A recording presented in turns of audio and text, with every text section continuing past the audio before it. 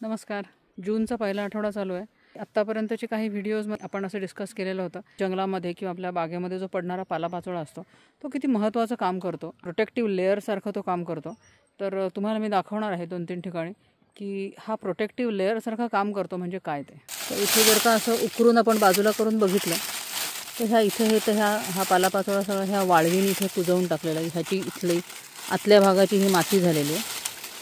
आणि आतमध्ये हे बघा, हा जंगली केळीचा रानकेळीचा कोंब आहे. हा इथून बाहेर आलेला आहे. या कोंबाला प्रोटेक्शन त्या पालापाचोळ्याने दिलेलं आहे. इथे बरेच किडे, मुंगी, वाळव्या हे सगळे इथे बरेच इथे हालचाल करताना सगळं छान माती भुसभुशीत अशी करून ठेवली वाळवीने.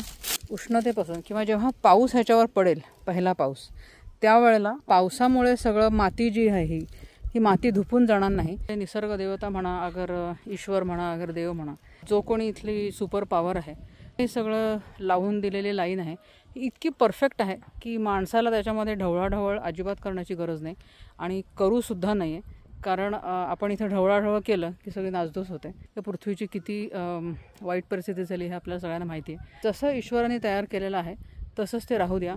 त्याला जसं त्याची साखळी चालू आहे तशी ती चालू द्या. त्याच्यामध्ये ढवळाढवळ आपण करणं हे काही योग्य नाही.